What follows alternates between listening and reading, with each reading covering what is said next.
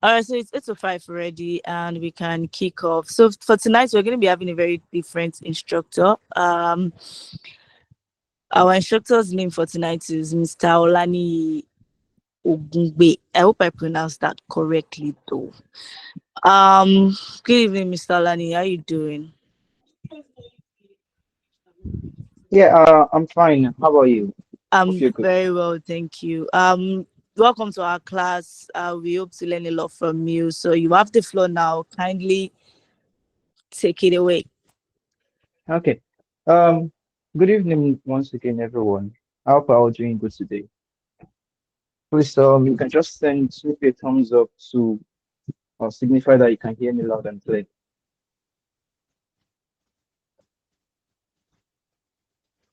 Okay. Okay, that's great. So, I welcome you guys once again to today's class, and I hope we're going to be learning a whole lot from each other. Because most times when I take classes or I'm teaching someone anything, I don't only see it as a way of me impacting knowledge on the person. I also feel like I should be learning from the person also. So um let's have a pact before we start the class. Um and the pact is as simple as let's not make the class boring. So if you have like maybe questions or stuff like that, you can just chip it into the chat section and we can probably attend to it while we're still on that particular topic. Do we understand? Did you guys get me? Okay, okay, great.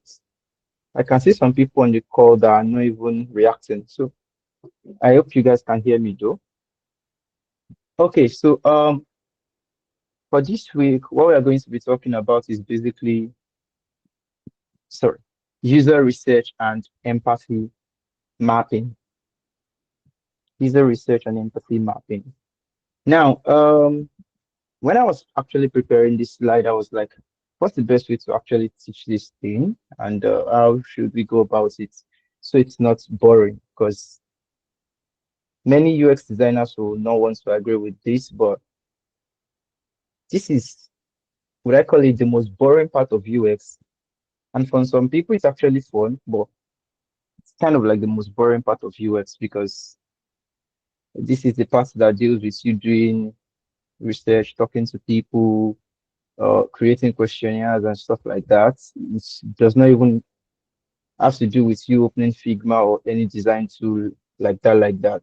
With something as simple as, when I say Google Forms, I think you can do some of your research. Yeah. So most people don't like to do this part of UX. Actually, most UX designers don't like doing research. They don't like. They just want to see the research done by someone and then find the solution to the problem. But we still need to learn about it because at the end of the day, you never can tell where you will find yourself. You don't know if you end up being that UX researcher that's you've been trying to run away from. But yeah, let's dive into it. So if you're ready to learn about user research and empathy mapping, please just drop a thumbs up. Let's see who's ready. Trust me, it's not everybody that would actually love user research. Let's not lie to ourselves. But let's see how it goes. So I will start this way. What exactly do you guys think user research is? Can you guys hear me? Um, I'll open the floor. If you want to say something, you can just raise up your hand. What do you think user research is in itself? What do you think in your own words? You can just raise up your hands. Let me see. Okay. Okay, I think they are. If that raise up your hand, they are going to flood this place right now. So they are going, you guys know how we do it very orderly. If you raise up your hand, please wait till you are asked to unmute your mic before you speak. Thank you. Aziz Saka, you can go first. Hey, thank Okay. you. Good evening. Yeah, good evening. So no, I think user research is the process of trying to understand users and their pain points. Okay. Okay. Yeah, yeah, that works. That works. Uh, who's going to go next? Kenneth.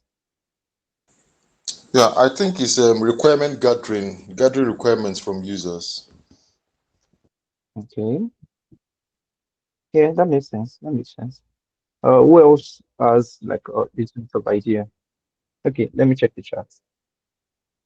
To understand what users view on a particular product. Okay.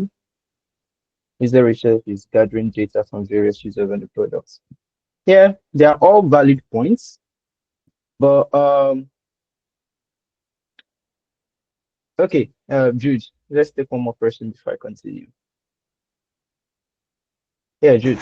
Okay, thank you, sir. I think user research has to do with understanding the users, their problems, and also crafting out a solution to solve that problem. Okay, okay. Yeah, they are all valid points. But in my own knowledge, like in the basic understanding of things, uh, user research doesn't necessarily have to do with crafting the solution. Not every time. It could just be you trying to understand the users, what they want, what they don't want, and it could just end there. There are some people that that's basically like their work as a user experience researcher. They just find out what the problem is. Well, what do the users need? Do they need a new button here? Do they need to be able to use AI? Do they need to be able to use their phone while they're sleeping and stuff like that? It's another person's problem to actually now find a solution to the data that they have collated and analyzed. Are you guys getting what I'm saying? But in most situations, and because of the side of the world that we find ourselves, user experience cannot necessarily be separated as singular parts. So most definitely, as a UI UX designer in Nigeria, or should I say Africa, for example, you might end up doing everything yourself. You might end up being the one that will do the user research, uh, coming up with the solution, doing the UI design yourself, the prototyping, the wireframing, and everything. But user experience research itself is like a big deal. I won't lie to you guys. But let's just continue, anyways. So, the three things we're going to be talking about is understanding users, creating user personas, and lastly, empathy mapping. So, for this first class, because we have two classes per week, for this first class, which is today, we're going to be talking mostly about all of these concepts, the understanding of the user, the creating of the user persona, and empathy mapping, what they actually are. While in the second class, we'll focus more on how to actually create these user personas, how to create an empathy map, and its usefulness. What do we actually need it for? Is it that once I'm done creating the user persona, I'll just leave it there? Do you guys get what I'm saying? So yeah, let's forge ahead. So understanding the users. Why should we understand the users? Like why?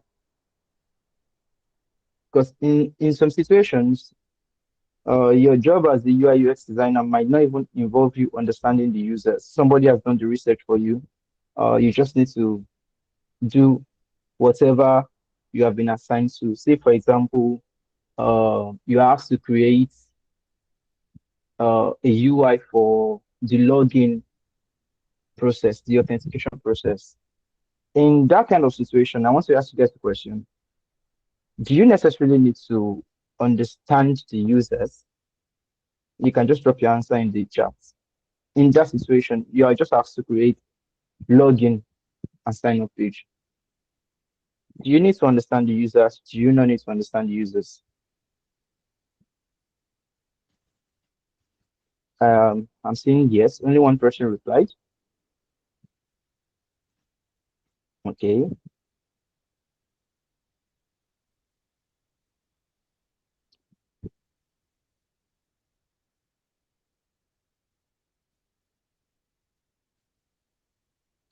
Okay. I can see the majority said yes. So it depends on the context.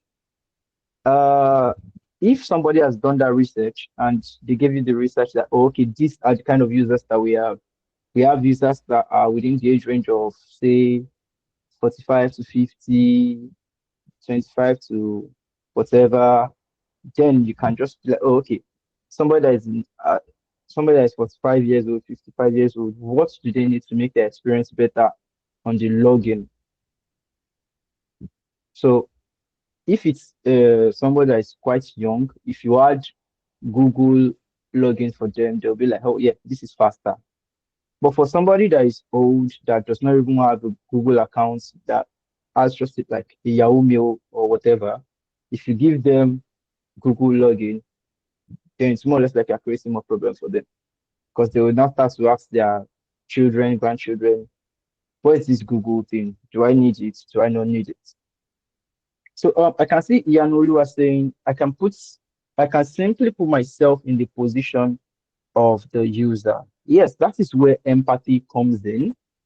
Yeah, you can put yourself in the position of the user, but the truth is you can only put yourself in the position of a user that would think, would I say that would think like you or act like you do. You can't necessarily fit all of the user groups. Do you get me, Yanolua? Not every point in time will that work. So that is why we still need user research. So yeah, let's continue. Why do we need to understand the users, or what is understanding the users? Basically, is a process that allows you to understand what are their pain points, what are their needs, what are their expectations, uh, what should be put in place for them to be able to have like uh, the best experience on your application. Either it's a web app, mobile app, uh, a software as a service, whichever one. So we need to understand them because we want them to use our application. And for them to be able to use our application, we need to be like, what would this person need? What would be their pain points? What is their expectation? For example, now, if I open, um, will I call it OP or GT Bank app? My expectation is to be able to transfer money, transfer money, buy recharge card and stuff like that easily without any hassles, basically. Am I correct, guys? So that way I've already been able to say, okay, this user should be able to buy airtime. That's one user group. Another user group is, okay, I should be able to transfer money without having to always remember the person's account number. Another person should say, okay, I want to be able to buy stock from the mobile app. That is you trying to understand your users, trying to say, okay, this set of people, what would they need? This set of people, what would they need? This set of people, what would they need? Basically, that is just you understanding users. All of these things are not big English. They are just things that are very, very simple, very easy. You just need to actually know what to do at the right time. That's just it. So understanding users is simply you um trying to understand their needs, their pain points, their wants, what will make the application easier for them to use, what will make this solution easier for them to use. And that's all, actually, that's all. So are you guys still following me, please? Or am I talking to myself?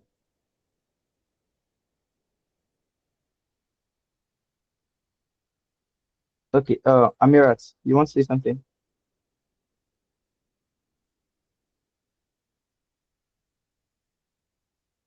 Amirat, your hand is up. Do you want to say something?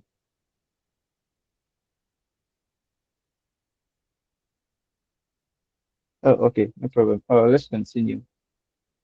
So, That's basically why we need to understand our user. So now, what is user research itself? What is user research? So I have it here that it is a systematic investigation, blah blah blah. That's big English. I just said let me add this here so that to fulfill all righteousness. That's big English. That's why I said user research is the study of users' needs, behaviors to improve the design of products and services. That's the simplest definition of user research. You understanding their needs, their behaviors, and in turn, that understanding, that information that you've gotten will actually um, translate to the solution itself, thereby making it either easier or harder for your users to use. And I know most. Okay, yes, Samson. So sorry, sir. Please, can you please repeat that definition again? Your own definition. Thank you. Okay, so it's actually the second one on the screen. User research is in UX is the study of users' needs and behaviors to improve the design of products and services. It's that simple. Did you get that, Samson? Okay. So there are a lot of big English in all of this. Uh, I did a tutorial school, so big English is not my friend. That's why I always try to bring it down a little bit. So why do we now need user research? Does anyone want to answer that? We already understand that, okay, it is the study of the user's needs, their behaviors, to be able to make either a new application good enough for the users to be able to use or compelling enough for them, or to improve a currently used application. So why do we actually now need this user research? I can see some people's hands up. Okay, yes. Who else? I'll just take like 2, 3 people and then we can continue. Who else? Okay, Samson, you can go. I think we need user research to be able to uh, pattern our design to meet the needs of um, the customers. So to know the kind of product we'll be designing, looking at their needs. Okay. Okay, yes. Jamila, you can go next. All right, good evening. Um, Yeah, good evening. we need user research to be able to identify and deeply understand our targets, users, preferences, their needs, and their pay points. That's my opinion. Thank you. Okay. Okay. I hope you guys are noting these things down because you never can tell which definition will appeal to you the most or which concept will appeal to you the most. I'll use myself as an example. The ones with the big grammar does not appeal to me the most. So I always look for the easiest ones to understand. Okay. Jerome, you can go next.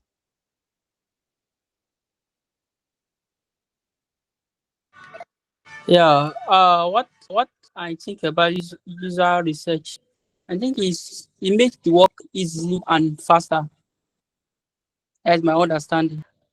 Okay. Okay. So the question is why? Like, why do we actually need it? You said it makes the work easy. Okay, no problem. That's also correct. Jude, what do you think? Why do we need user research? Yeah, good evening. He's mentioned almost everything, but let me just mention. Oh, sorry. Is there another Jude speaking? Or which Jude did you No, mention? no, you. Your hand is up, Okay. right? Oh, okay. Okay, so aside getting like the pain points, getting what's the user needs and all that, it's also useful for, it's very important to know and analyze the competitors, because when we do user research, we're able to now get to know the competitors and understand what the niche or the category of the particular the particular product we're about to work on is all about. That's my whole why I think it's very important. Okay. Thank you. Yeah. Yeah. You're welcome. So as this, you can go next. Okay, thank you. In my own opinion, I think we need user research in order to be able to profile real solution to real users of a particular product or services. Okay. Ido, you can go next. Good evening. Hey, In good my own evening. opinion, I think user research helps to save time, resources, and help avoid costly mistakes. In as much as being informed beforehand, it helps us to avoid any costly mistake or to solve the wrong problems. Okay, okay, that's lovely. That's lovely. Tosin, uh, please, after Tevito, nobody should raise their hand again so that we'll not spend the whole night on just this Okay, question. good evening. Yes, Yeah. good evening, Tosin. So why market research, sorry, why user research is actually needed is also to understand your what you are aiming to achieve in the market, to be able to understand whatever you're creating if it's going to be useful in the market. That's what they, I think I've been waiting for someone to actually say what you and you just said. Okay, yes, Tevito, you can, you have the floor. Okay, so I think the reason why we need user research is to understand how the users think and how they interact with the application or whatever it is that we are building. That would help um, the designer understand the places where a user would see an icon, a place where a user would see different functions that they would need to be able to seamlessly use the platform properly, say a website or an app properly. Okay, okay. Yeah, thank you all for your contributions, for your additions. So let me just put it this way. User research can be done at any point in time in the product life cycle. It can be done at the beginning, in between, at the go-to-market stage, at the prototyping stage. User research can always be done at any point in time. Now, for me, one thing I've learned over the years is the fact that if user research is not done properly, just like some of you guys said, there's a possibility that there will be like waste of effort, waste of resources, waste of manpower. Because imagine a situation whereby the research is not done properly and a feature has already been built, or they have already started building that feature that's gotten to like 70, 80%. And at the end of the day, when that feature got launched, out of like 1,000 users, only one person is using that feature. Do you guys think that is like a win situation or a loss situation? For me, I think it's a loss because I mean, 1,000 users, only one person. That's not even up to 10% at all. That's even like 1%, I think. So, user research will be the one to inform us that okay, oh, this product that we say we want to build, this solution we say we want to build, is this something people actually need or not? Do you guys get what I'm saying? User research will inform us, is this product necessary in this situation, in this country, in this place? Is it not necessary? So I'm trying to think of an example. Um, trying to think of an example. Okay, none is coming at the moment. But let me use fintech as an example. If you notice, most people are now going into fintech over here in Africa, not just Nigeria alone. And the reason is because after doing so many research, they found out that our banking system in Nigeria and in Africa is quite poor. That's why you see any small company that comes up, they're saying, "Oh, I want to build a fintech app. I want to build an app that would give people virtual dollar cards, that will let people create dollar accounts and stuff like that." It is because after doing their research, hey, Jesus Christ is Lord. Sorry, can you guys still hear me? If you can still hear me, please Yes, we can hear signify. you. Oh, okay. Odinaka, you might need to leave the call and join back in. Maybe it's your network. Okay. Yeah, so as I was saying, according to the research that is done, it doesn't necessarily have to be just the user research. It could be market research and stuff like that. We'll be able to find out that these products, do people need it? Do people not need it? Is it important? Is it not important? That's number one. We've been able to solve the solution of, is the product needed or not? Then number two, the features we want to put into the product, are they necessary? Are they not necessary? Are they nice to have? Are they must haves? So I'm going to go back to the fintech example. Okay, somebody can see my screen. Can you guys still see my screen? Yes. Yes. Oh, okay, great, great. Is somebody raising their hand? Oh, okay, let's continue. So as I was saying, after determining that, or after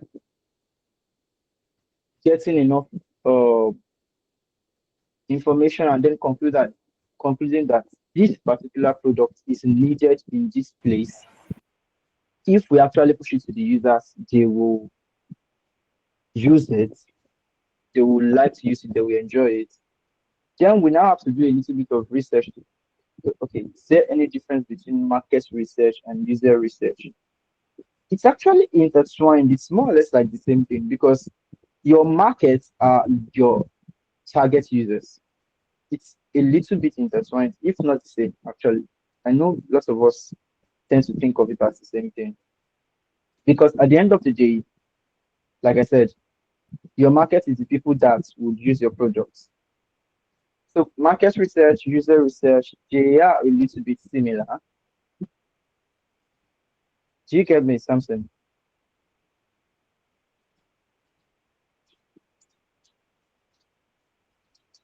Can you guys still hear me?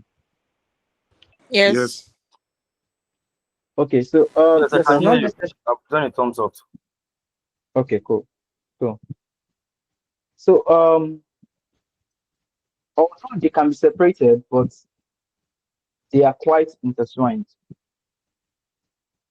Do you get? And then, like I said, after you find out that okay, these products would work in this situation, it would give them a lot of value and stuff like that. Then you now need to decide which feature would be the best to actually push to the market first. Okay, you still don't understand the difference. Let me copy something from Google. I read it to you real quick. Uh, Maybe if I use this big English, it will help. I don't know how to speak big English. So yeah, it says that market research focuses on understanding the broader market landscape, including customer demographics and trends, to inform overall business strategy. While user research focuses mainly on the user alone. That's why I said they are intertwined. So user research still falls under market research. Market research is more or less like the family tree. while user research is like a branch under that family tree. Do you get them, Lola? Okay, cool. So once we are able to find out the needs, the behaviors of the users, then we can now go ahead to say, okay, let's create this feature for them. Let's not create this feature for them. Let's add voice activation. Let's not add voice activation. Let's add high contrast, low contrast, dark mode, light mode, and all of that. So all of this stuff, all of these features that gets released are based on user research. They're based on how many people actually want this thing, how many people do not. That's why you notice that there are so many applications whereby you see lots of people say, I wish we could have this feature on this so thing. I wish we could have this feature on so thing. I know for a quite quite a long time I've been wanting like a feature whereby I can just rant on my WhatsApp status, not text, audio. I should just rant when I'm pissed or down or something like that. But if WhatsApp keeps seeing this kind of feature request and you're like, out of 1 million people, only like 10,000 is asking for it. So to them, it is not necessary because, I mean, it's not logical. But let's not divert. Basically, user research is just you understanding what the users want, what do they need, and then converting those user needs and wants into your solution. I think we have spent so much time on this. So now let's move on to types of user research. So there are two main types of user research. There is qualitative and quantitative research. So you guys get me? Quantitative and Yes. qualitative. Okay, so now for quantitative, just like its name, quantitative, quantity, it has to do with using numbers. Uh, uh, for example, let's say we want to do like a poll real quick. Out of the 50 something of us that are on this call, how many people want Apple? How many people want Orange? That is quantitative research. It tells you what is happening. Okay, let's say 10 people want Apple, the remaining 40 wants oranges. That's just what it's telling you. These people want this, these people don't want this. That's all. That's quantitative research. While qualitative research will now tell you why do these people want it? For example, now if I take a poll that how many people want oranges, how many people want apples? Yes, some people will say, okay, I want orange, I want orange, I want orange. Some will say, I want apple, I want apple, I want apple. Then qualitative research will now dig deeper as to say, why do you actually want that orange? Do you want to make orange juice? Do you just want to collect it because lots of people are saying they want orange?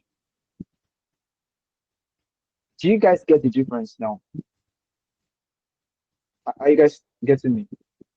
So quantitative research is what is happening? What do the people want? While qualitative research is why do people actually want it? So let me use that example of me wanting to rant on my WhatsApp for example. I said out of like a million users, 10,000 of us say that we want it. Yes, they will see it quantitatively. 10,000 people want it.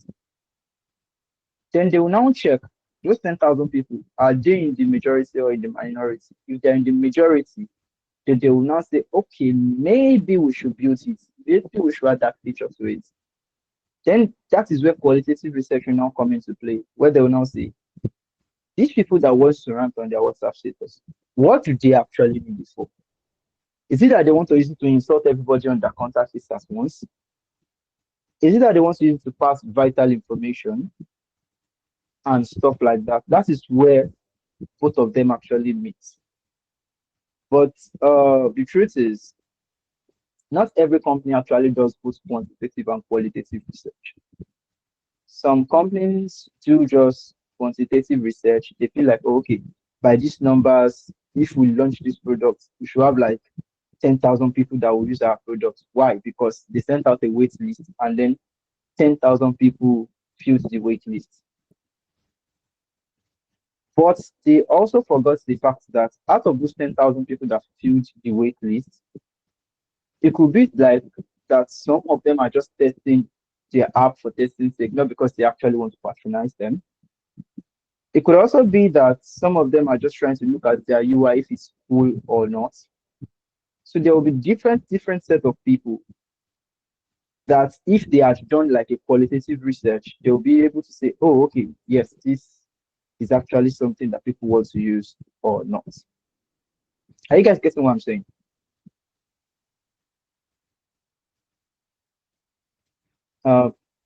So quick question, guys. Do you guys actually understand, or you're just waiting for me to finish? I do understand. I hope others to understand. What did you say? I said I do understand. I can understand perfectly. I don't know about others, but then they are getting positive feedbacks. Okay, cool. So, is it possible to use the two methods for a product? Yeah, most definitely. It is very possible. I even think that is the best idea, actually, to use both quantitative and qualitative. So, just like I said, quantitative tells you what is happening. Okay, yes. Ayomide, you want to say something?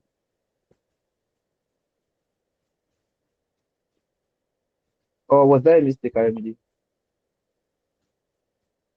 Sorry, I didn't mute my mic. I mean, I didn't mute. Sorry, sir. Please Good don't call evening, me sir. sir. Thanks. Hey, Joe. Don't call me sir. Thank you. All right. Good evening. You Yeah, were good talking evening. about quantitative and qualitative. So Yeah. I want to ask, in a scenario that we want to just carry out qualitative research without using quantitative, because what you explain to us now, you make us understand that quantitative and qualitative, when you call it quantitative and research, at the end of the day to meet qualitative. But is it possible for us to conduct a qualitative research in which we want to know the pain point without conducting a quantitative research? Yes, it is actually very possible. It's very possible. But uh, both of them actually have their pros and their cons. Are you getting me? Both of them have their pros and their cons. For qualitative research, if you want to actually get how people would feel about, because I mean, imagine you send out a survey that says, on a scale of 1 to 10, how much you like Indomie? On a scale of 1 to 10, how much you like Golden Penny noodles? On a scale of 1 to 10, how much do you like Honeywell noodles? Yes, people will feel it up. Some people might even be like, oh, gbogbo àwọn survey yìí gan sef, kò yé wa. They just pick randomly. Do you get what I'm saying, Ayomide? They can just pick answers randomly, and it might not give you the actual information that you need. But if you do like a qualitative research, you have like an interview with them, you have a conversation with those people, and you're like, okay, oh, yes, you said you like Indomie, right? Why do you like Indomie? Then the person will now start telling you that their seasoning is okay. If I want to cook it, it doesn't take 10 years to cook. It doesn't get overdone, and stuff like that. I'm just using Indomie as an example, though. Are you getting me, IMD? Yes, sir. Yes, sir. So it is advisable that, yes, Damilola. Yeah, I want to ask that. Do you recommend that we always use the qualitative and quantitative user research, or it depends on the situation? Okay, it is actually dependent on the situation, because the truth of the matter is qualitative research can be quite expensive to do. Because I mean, say for example, now your target is to interview, let's say 100 people. It means you have to cover transportation costs, moving around. You also have to factor in that some people you want to talk to might not even want to answer you. They just be like, "Oh, when you grow, why be jare?" and stuff like that. So qualitative research takes a lot of patience and can be quite costly to do. And there are even some situations whereby you can get a group of people to interview and you have to pay them. But for quantitative, it can be as simple as you just sending out a survey or a questionnaire. Okay, can an open question on Google Forms be considered a qualitative research? Sir, I'll take your. Give me a second, Edward. Can an open question on Google Forms be considered a qualitative research? To an extent, yes, because it will give that particular person that is giving you an answer a room to be able to express themselves. So let me use as an example, Jude. I'm still using Indomie and Golden Penny. So the first question is, on a scale of 1 to 10, how well do you like Indomie? On a scale of 1 to 10, how well do you like Golden Penny? That is restrictive. The only thing it will just give you is the amount of people that likes Indomie a lot, the amount of people that likes it fairly, the amount of people that hate it. But if it is open-ended, it can be kind of, because that way they'll be like, oh, okay. You can ask questions like, do you like Indomie? Why do you like Indomie? That way you'll be able to they will be able to give you enough information as to why. Because remember, qualitative research has to do with why they actually like that product or why they would like to use that product. While quantitative is basically, is the product good, is the product not good? Would you use product A or product B? Just to answer your question, Jude. Yes, it does. Thank you very much. Yeah, you're welcome. Edward, you can go ahead. Okay, good evening. Yeah, good evening. I want to ask, in which use case can one use quantitative research without using qualitative research? Because personally, I think the two of them has to go hand in hand. Because if we do a quantitative research, where let's say using the Indomie use as an example, I mean we gather the amount of people that likes Indomie, but we then build product without knowing why they like Indomie, and we later build what they will not like. It will not go well. So in which use case can we do quantitative without using qualitative research? Okay. So a use case where you can just use quantitative research is sorry, I'll check that maybe in a couple of minutes. So a use case where you can just go with quantitative research is if the majority carries the vote actually. Say for example, lots of people say they like Indomie.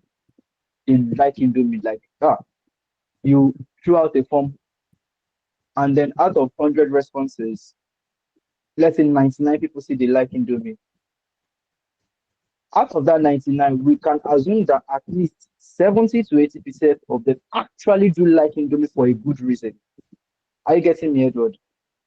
Because, I mean, 99 out of 100 people cannot just pick it randomly. Since this is what everybody's speaking, let me just pick it. Do you get me?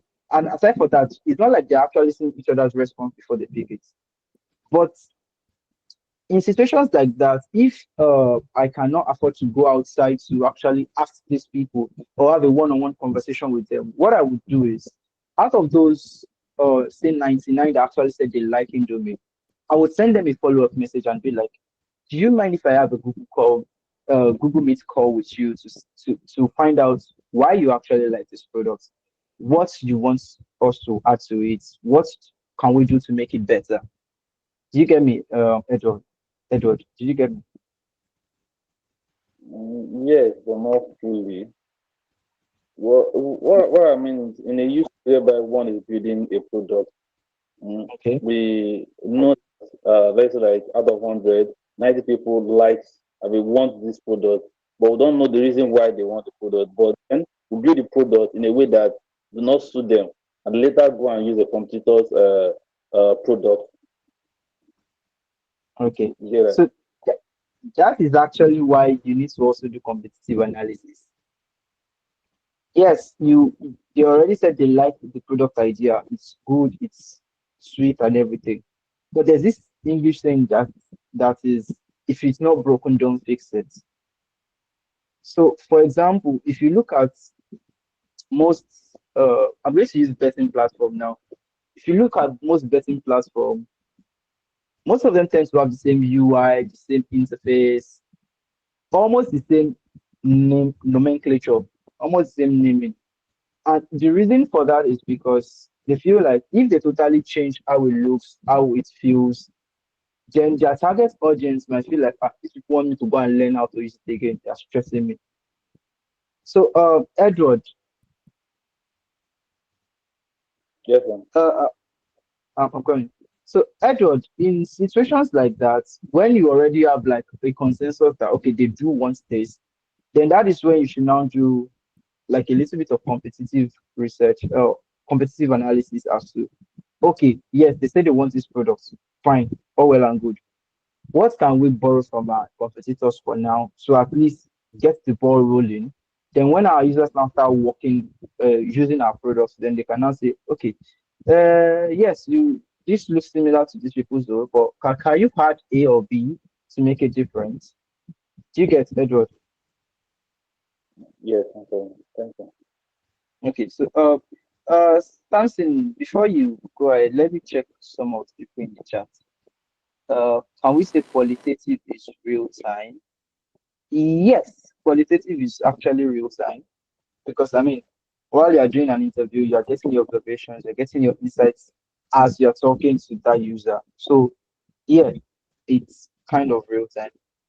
While quantitative can be based on past experiences, it's not every time it's based on past experiences. I mean, if I send out a form as to say, if I create an application that lets you drink water using your phone, would you use it? Sounds silly, but you still see some people that will say yes, and it is not based on a past experience. It could be. Why you say? Friday, were you saying something? Okay, maybe it's a mistake. So which of the research are more effective? Oh, okay. Yeah, I think we should actually note down all of the questions so that we'll take it one after the other way when we're done. Yeah. So let's continue. Just please note down your questions. So when it's time for Q&A, we'll just answer all of the questions at once. So it all boils down to the fact that for quantitative research, it tells you what's happening. You can quantify it. You can quantify the amount of people that like so thing, the amount of people that do not, the amount of people that want feature A to feature B, and stuff like that. While for qualitative, it drills down to tell you why do they like it? Why do they like it? Why should they get that feature? Why should they not get that feature? And stuff like that. So quantitative is what is happening. Qualitative is why it's happening. It's that simple. It's not rocket science. So there are several ways we can do quantitative research. Mostly it's by questionnaires, surveys, and stuff like that. And just like I said, there are pros and cons. So for quantitative research, it's mostly used when we want to actually um, test out like a large pool of individuals. Say for example, you want um, responses from like 10,000 people. The best thing you can do in that situation is to use quantitative research. Because imagine you having to interview 10,000 people, only one you interviewing 10,000 people. Trust me, you will burn out. And you might not even finish it in the next three months. So in that situation, you are interviewing a large, you want to get data from a large pool of people. The best bet is quantitative. But if you don't mind and you want to actually get like how users feel about that solution you're trying to build. You can just get like a small pool of people and do qualitative research. And just like I suggested before, after doing your quantitative research, you got like 1,000 or 10,000 responses. You can now pick out some people. That is where user personas will now come in. Don't worry, just keep all of the questions together. Keep all of the questions together, and when it's time for Q&A, we'll just answer all of them at once. So, as I was saying, when you are now done with your 10,000 responses, you can now group them into sections. Maybe people that want feature A, people that want feature B, people that want feature C. You can now pick like 2, 3 people out of those group of people and then interview them, ask them why do they want that feature, when do they want it, what can be added to make that feature better, what is their pain point, what is their need. Do you guys understand? Do you guys get me? So now let's move to user personas. Now this user persona of a thing, it can feel weird. Oh, okay. I think I already mentioned some of these. Yeah, I think I mentioned methods of research, surveys, interviews, competitive analysis. They're just a little bit out of the methods of research that you can do. There are so many other ones. There are questionnaires. There are usability tests, A or B tests, gorilla tests, and stuff like that. There are so many methods of research. Some of them can be used after like a prototype has been created. For example, a usability test. You can't do a usability test when there's nothing for them to actually test. You cannot also not do A or B tests when there's actually nothing to be tested. So some of these methods of research can be used at the beginning of your product life cycle, in between your product life cycle, or after product launch. So it's all still research, the testing phase and all of that, testing with real users. You can still gather research from all of that also. So let's not dwell too much on this. I'll just answer all of the questions when we're done. So now on to the next one. Let's go it up.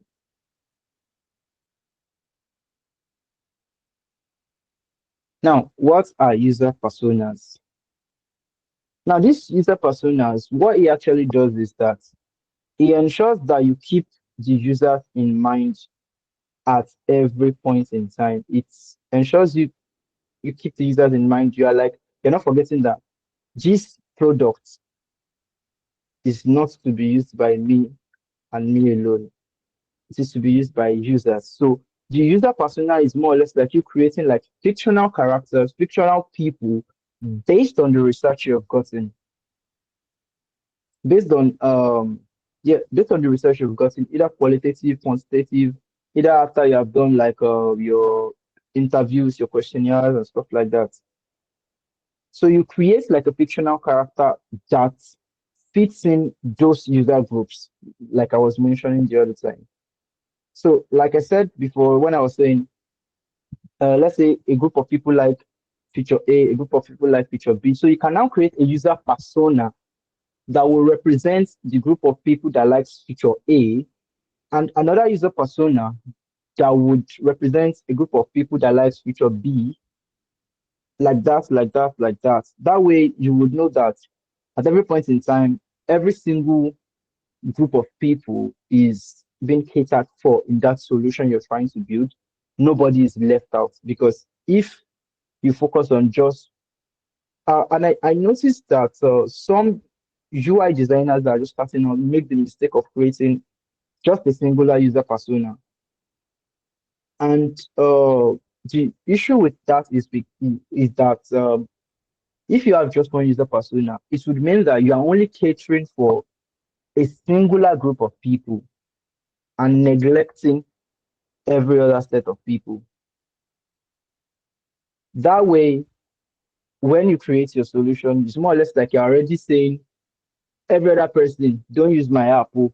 It's just this set of people I created it for, because those other group of people have not been factored in. Maybe they have visual impairments, they have hearing impairments, they can't look at screens for too long and stuff like that. And then you now created a solution that does not have dark mode.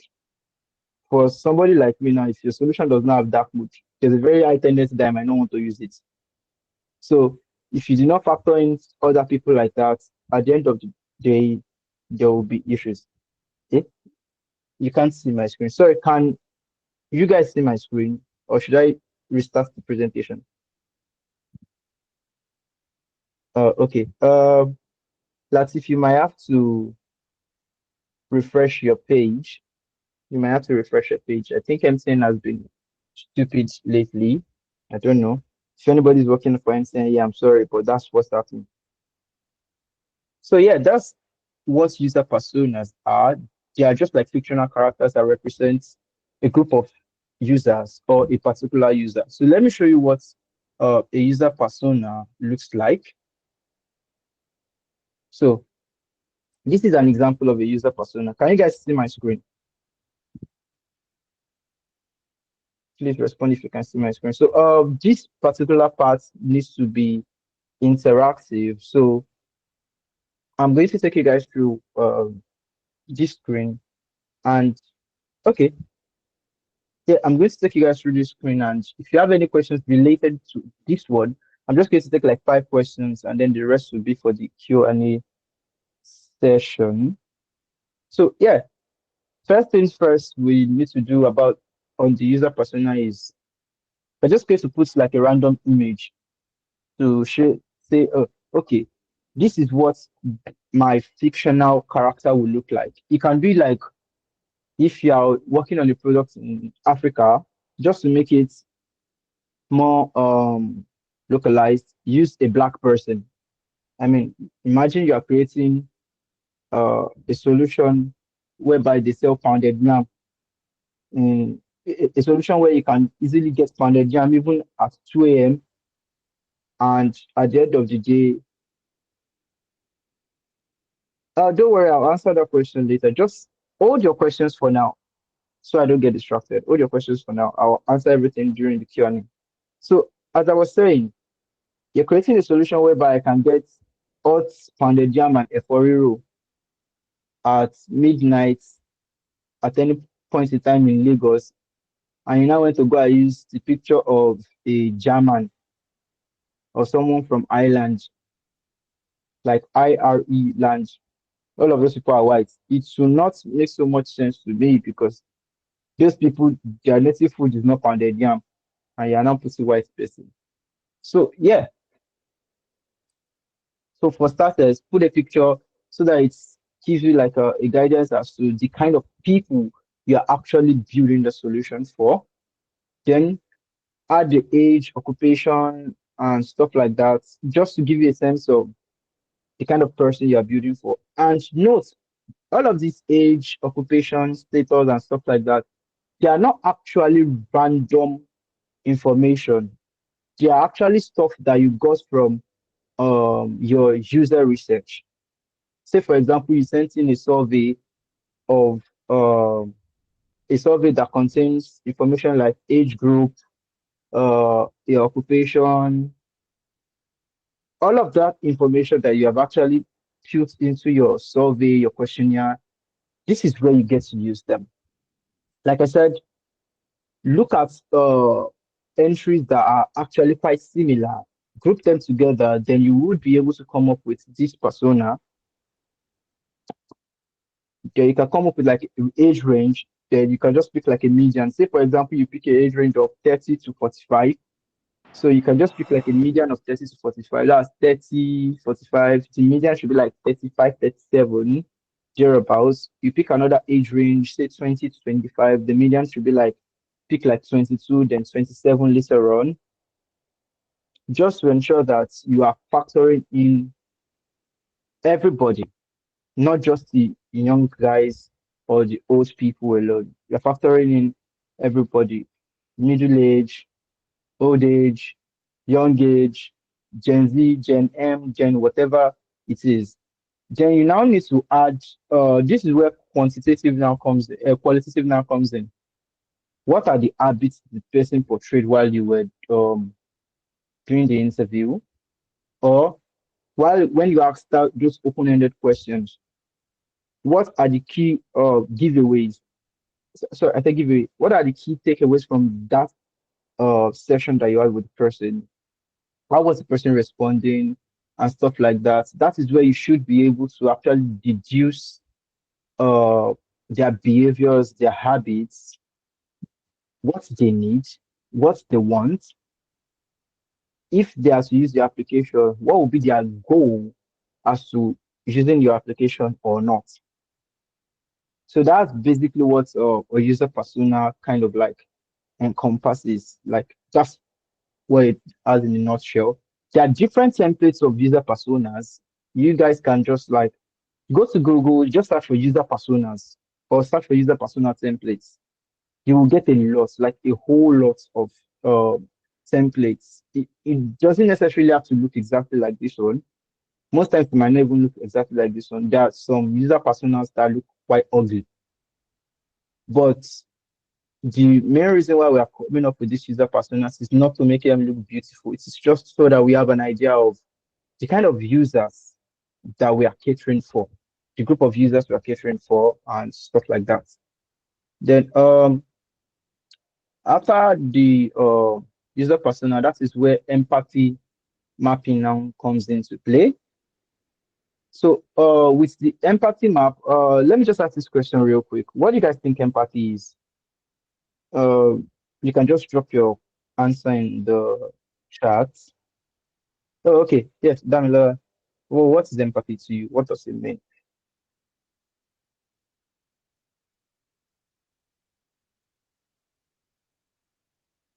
Okay. Yeah, Benita, you can go ahead. What does empathy mean to you? The word empathy. Understanding one's feeling. Okay. Putting oneself in others' shoe or situation. Okay. Benita, you can go ahead. What does empathy mean to you? It means feeling what the user is feeling. That's the can I say the customer or the client now, like going through their mind to see what they think, how they feel, what they might likely do, their actions, like trying to interpret their personality and like feeling them, understanding their choices and like their preferences, putting yourself in their shoes. Okay. Yeah, I know one of sudden. Oh, I thought someone else's hand was up. Okay, understanding the user pain. Okay. They're all valid answers, but yes, Kenny. Kenny, yes. Yes, understanding the needs of the users. So let me just put it like that. Okay. Okay. So let me just put it this way. Empathy is basically you just putting yourself in the shoes of the user, putting yourself in a place whereby you totally forget that you are the designer of this product, you are the designer of this solution, you are the product owner, or whatever role you have assumed on that particular product or project. You are putting yourself in the shoes of the user. You're like, if the user wants to buy recharge card on OP, how would the person feel? What would the person do? What would have prompted the person to say, okay, um, I want to buy a recharge card and I've decided to use OP? Basically, just putting yourself in the person's shoes. That's what empathy means. Putting yourself in the person's shoes. And this can be a little bit hard for some designers. Let me say most designers actually, because many a times when we are doing our work as designers, we tend to forget that we are not the final users. And then this then buyers might come in and will be like, I saw this feature on these people's products. It's looking so nice, it's looking so sweet. I think we should add it. I think we should add it. We keep thinking we should add it, we keep thinking we should add it, and at the end of the day, when we now add it, nobody's using it. We now feel so bad, but we will not even still want to remove that feature. Why? Because we totally forgot that we are not the end user and we were not empathetic enough. So basically, what empathy is, put yourself in the shoes of the user. How would the user feel when they're using this? Not necessarily their pain points. It could be, what would they say? What would they think? What would they do? So that is where empathy map now comes into play. So this is what empathy map looks like. An empathy map focuses on what a user says or what you expect them to say while using your product, what you expect them to think, or what you feel like they are thinking, what they feel, and what they do. Are you guys getting me? So that is basically what an empathy map is. It's just you uh trying to separate what they think, what they say, what they feel, what they do. And all of this will now also inform you as to why. Why should we bring out this feature? So let me use some of these examples. I don't have time to waste on long calls or seek out buried information. That is what they are saying. What they think is, I don't have time. What does they do? What do they do? Avoid calling anyone on the phone, unsure because so basically all of these things are all boiling down to the fact that don't worry, the class should be running up soon. All of this boils down to the fact that we are trying to understand what the user will actually do at every point in time. What would they think? What would they say about the particular solution that we have built or that we are about to build? How would they use it? How would they think about it and stuff like that? It's actually, it can be quite confusing actually. But most of these things can be made known or easy to do when we're actually doing like interviews, like have one-on-one conversations with them. Because the truth of the matter is you can't send out a questionnaire and then you are now saying that this person must be thinking about so thing and so thing. It's not so easy when it's just questionnaires and surveys and stuff like that. So yeah, that's basically empathy map. I think we spent so much time on the previous concepts. Sorry about that. Totally lost track of time. So yeah, in our next class we're going to be working on how to create an empathy map and also how to actually create a user persona. So against next class, let me send you guys this link so that you guys can actually check it out. As to how to create an empathy map. Just a second, please.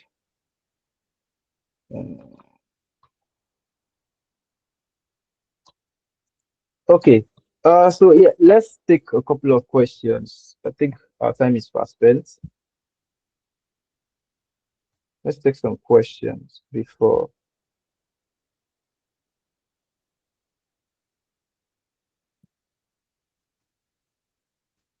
Oh, okay. First question is, does quantitative research fail sometime? Well, it could actually. It could fail sometime. Reason being that when it is quantitative research, yes, it is based on numbers.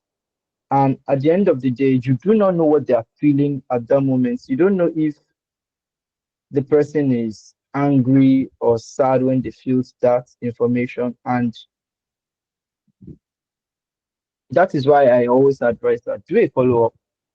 have like one-on-one conversation with the user. It could be like on a call, a one-on-one interview that if the person is close to you.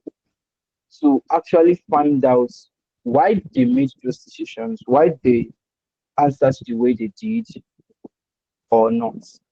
Do you get similar? So yes, it can fail sometimes. It's not 100% fail proof. Okay.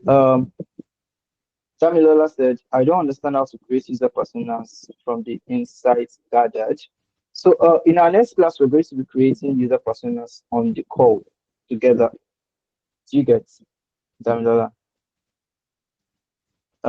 Which of them is more effective? I don't understand your question, Obayemi.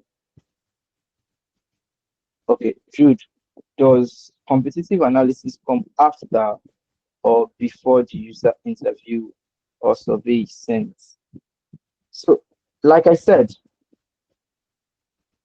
all of these steps are not like rigid to a particular, uh, they're not rigid to a particular point of your product life cycle. Your competitive analysis could analysis could come when you have 100% decided that okay, this is the direction we are going for our products. You are now saying, okay, let me check out what others are doing in that field and what they are doing right, what they are doing wrong. But in a situation whereby you don't even actually have an idea of the kind of solution you want to build, you are still in the stage where you are still thinking about it. You're still trying to gather uh, information as to what kind of products do I want to build. As of that time, you don't really know who your competitors are yet.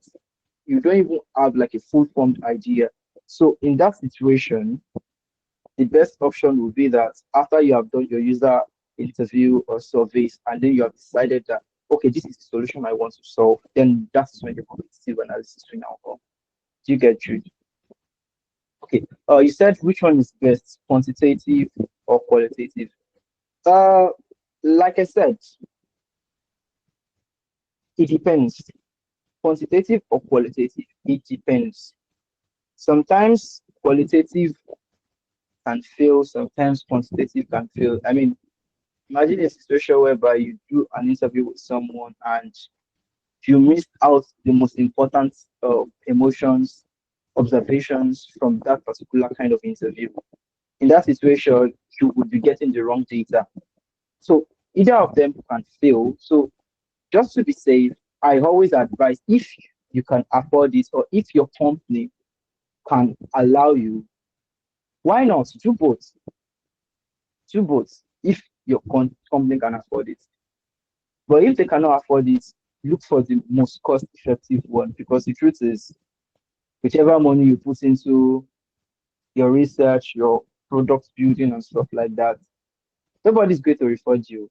That's just the truth. So look for the most cost effective one and then do just that. So you get. So he said the simple meaning of empathy map. I thought I gave a simple meaning of it. So it's more or less like a visual presentation of you understanding what uh, what your user would do, what they would think, what they would say, what they would feel. It's more or less like a visual representation of you putting yourself in their shoes. Let me put it that way. I don't know how to start English. Let's say the English or add bit. But I guess I will explain much more better when we are working on the empathy map itself. Yeah. Can we use qualitative research when creating a user persona? Yes, most definitely. There are some parts of the user persona that um your qualitative research will come into play. I mean, look at this place where it says behavior and habits, frustrations. It is while you're having like a conversation with them, that's when you will know what their frustrations might be, what their habits might be. Do you get Christiana? Okay. Can we say qualitative research improves the reliability of the results from quantitative research? Kind of, Latif, kind of. So, just like I said, qualitative gives you an understanding of why whatever is happening is happening, why more people are buying gas, cooking gas than kerosene. So yes, we know lots of people are buying kerosene, gas cookers and cooking gas. That is quantitative analysis. But qualitative analysis or qualitative research will now tell you why these people are doing that. Um, Sorry, which question is that you gave to Christiana? Sorry, can you just repeat the question, Damilola, so I can understand? If you want to create a user persona, we have like 100 users interviewed during the research. How do we shuffle to select which to use for the persona? Okay, you have 100 users interviewed. So what you would do is group them, people that you feel like their answers are quite similar. Just group people that have similar answers. Say, for example, some people say, I'm going to use the noodles as an example again. Indomie noodles is easy to cook. Like, say, let's say 10 people actually say Indomie noodles is easy to cook and stuff like that. Group those people that said it is easy to cook. Group those people that say because of their brand name. Group those people that say because of their brand colors. Group those people that say because of their advertisements. So you just have to group them as per the responses that they give. That is when you can now use it to create a user persona. Do you get, Edward? Sorry, Mr. Lady, well done so far. Please let's not forget people that are raising their hands. Yeah, yes, yes. While we're I'm taking going there now. in-house message. Thank I'm you. going there. Let me go to those people now before they will vex for me. So, Kenny, you can go first. Kenny, is Kenny still here? Oh, okay. Jamilola, you can go next. I think Kenny's not on the call at the moment. All right, thank you so much for the lecture. It was insightful. The question I would like to ask is, I might have to like divert a bit, but it's still very similar to what we've been taught. Looking from the Okay. perspective of a product manager, I noticed Okay. that most of these things, the user research, the empathy map, all of this are basically the role of a product manager. So in a situation where we have a product manager on the product development team, do we still need, as product designers, do we still need to conduct all of the user research or work with the product management to conduct the user research? Okay. Yeah, thank you. Jamilola, I'm going to give you the easiest answer ever. If somebody has already done the research, please just use the research that the person has done. Because, see, someone like me, I will not lie to you. If I can get someone to always do my research for me, I don't mind. Research can take a lot of time. Imagine I sent out a survey and like 1,000 people. It means I have to view all of the 1,000 entries actually, and it takes a lot of time. And user research can be boring. So if somebody has done it and all the stakeholders say, okay, this person's research is good, by all means, use that research and move on. Unless they now say, okay, do your own research. But if they do specifically say do your own research, by all means, just use the person's research and move on. Sure you get. So is Kenny back on the call or somebody say All Kenny right, down there? thank you. Is Kenny back on the call? I guess I not. guess it was a mistake or something. Probably. Aziz, you can go next. Okay, thank you, sir. So while Please explaining don't the call me sir. user persona, sorry, Yeah. while explaining the user persona, you made mention of UX designer making the mistake of creating just a single user persona. So I like to ask, on the average, how many user persona is ideal for one to create? Okay. Well, it depends on the amount of user groups that you have. If you have user groups as much as 10, by all means create 10. But if you feel like that 10 will take you more time to create, at an average, I think 4 to 5 is a sweet spot. Like 4 to 5 user personas, I think it's good enough. I mean, if you have like 4 to 5 user groups, you should be already covering like 75 to 90% of your users. Sure, you get. So yeah, 4 to 5 works, but just make sure it's not one or two. Okay, sir. Do you Thank you. understand? Please don't call me sir. Okay, thank you, sir. Wahala. Okay, Adedeji, you can go next.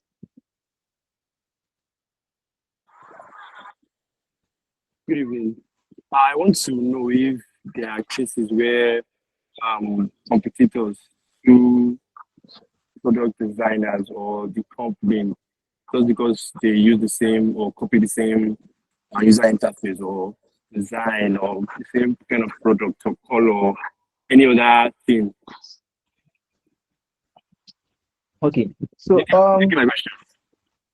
yeah, I get your question. So in the software space, or should I call it tech space, I'm not so sure people sue anybody. So far, you don't use all of their branding. I mean, of course, Coca-Cola will sue you if you use Coca-Cola's logo. I will also sue you if you use my company's logo, most definitely. But the UI design can be a bit similar. It can be a bit similar, but it is not advisable that you use exactly the same thing. They are not going to sue you. I don't think they will sue you, but it is not advisable to actually use the same thing, because at the end of the day, when you're creating your products and you are doing your competitive analysis, yes, you're trying to create stuff that people are familiar with, but at the same time, you're also trying to add that uniqueness that will make you stand out of the crowd. So if you now copy another person's UI design verbatim, you are doing yourself more harm than good. So I don't think they will sue you, but it's just not a good practice. Do you get?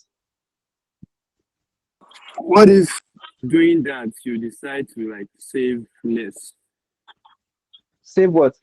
Save less, maybe the cost of everything. So you just find someone else's product and you do the same.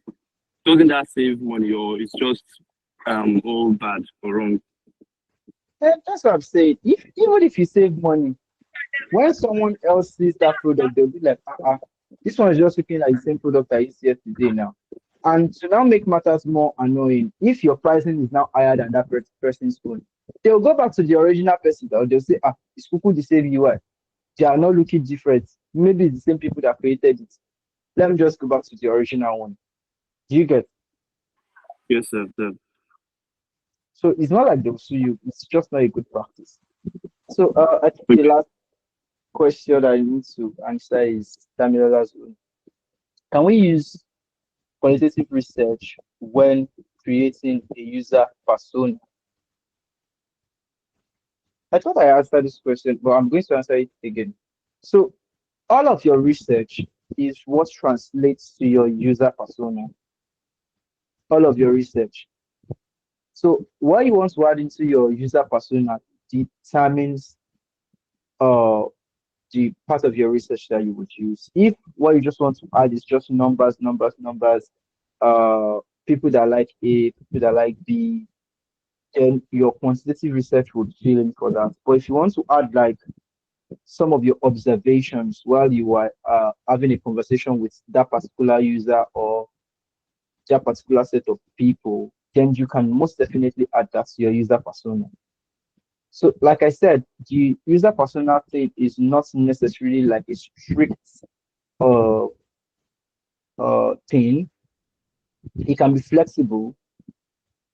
The whole idea is just to ensure that it actually covers um, your user groups. Do you get, Damila?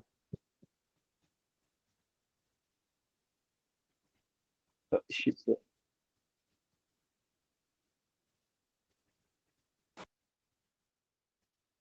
Okay, let me go right again.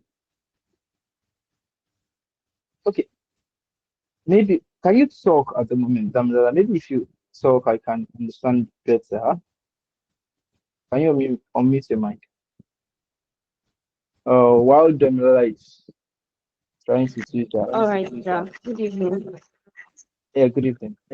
Yes, I'm trying to ask that if we want to create the research persona, how are we going to do it? Like, I'm just going to take responses out of the insights that we've gathered during our research, because the way you are explaining is as if I don't know whether it's the same thing as card sorting. So I don't really get the concept of using the result that you've gotten from your research to do the user persona. So I don't really get that part. Okay. So it's not like you're actually copying verbatim what you have on your research. Like I said, if you have like 100 entries, you cannot create a persona for each of those 100. So what a persona does is it caters for a group of users. Uh, Let me try to think of an example. Um, okay, let me use banks in Nigeria. We have microfinance banks. We have normal traditional banks. We have microfinance banks. So let's say I'm not trying to create another fintech application. I'm not trying to determine should I do it like a normal fintech route, should I do it like a microfinance route and stuff like that. So based on the answers I get, if a majority of people say that the best route for me to go is create it like Huda, another set of people say they prefer it to look like OP, another set of people say they prefer it to look like BFG Bank, then I will now create a persona for that group of people that said they prefer it to look like Buddha.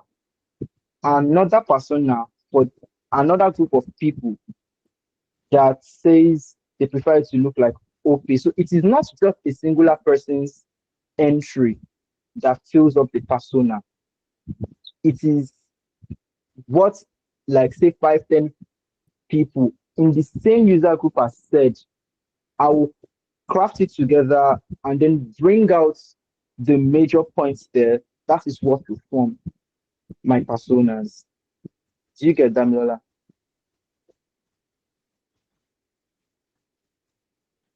Okay, okay, okay. Uncle Kenny is not back yet. Is there any other questions I've not attended to? I think we've spent a lot of time already.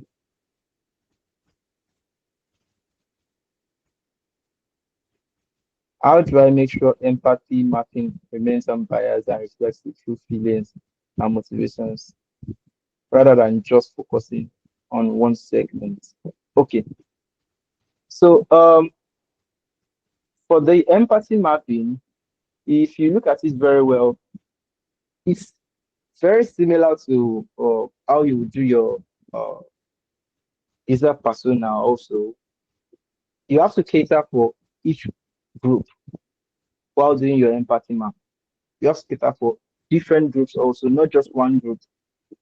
Because at the end of the day, if you are catering for just one group, then you are already uh, creating like a smaller niche for yourself or for your products. You always have to ensure that you are catering for different group, different users at every point in time on any documents you're trying to create, any document that's what you're trying to create. Make sure it is not biased. Make sure it is not based on your own intake or your own observations alone. It should be based on what you have gotten from the user, either by what they say, how they do, their answers, their responses, and stuff like that. Group them together because that grouping part can be quite difficult sometimes because if some set of people are tilting towards one direction, you have to find a way to actually take all of those responses and summarize. Not picking one, but you're summarizing all of those responses in that group. Do you get? Ian?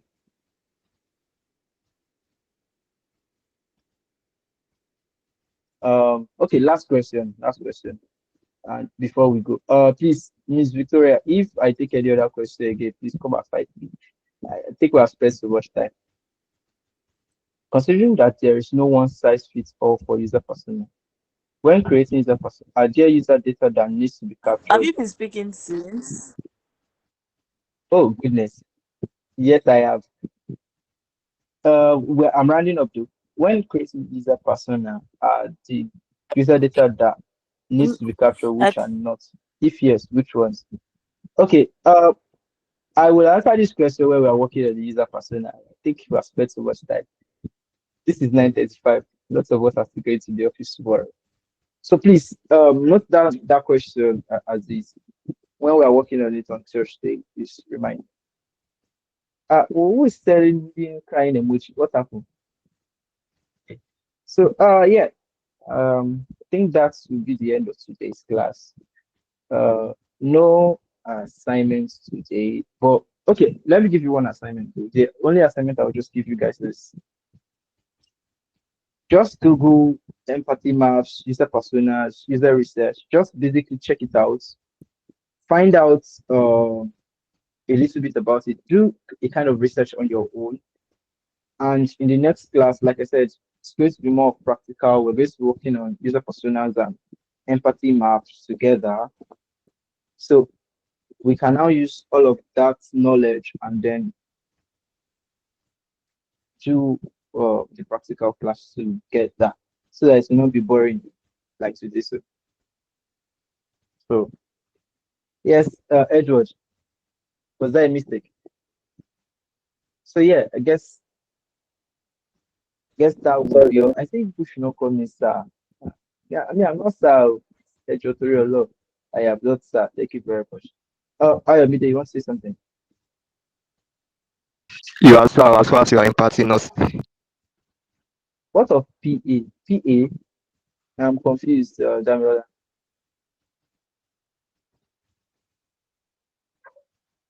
I'm confused. So, Miss Victoria, I think we're done for today's class. I'm so sorry for taking so much time. Don't mind me. I normally don't talk this much, but not that straight. I hope you guys learned something, though. I hope you guys learned something. So, yeah, thank you guys for studying this type of speed. So, Victoria, are you there? Victoria has gone to sleep. Victoria, oh, wake up. This is lost.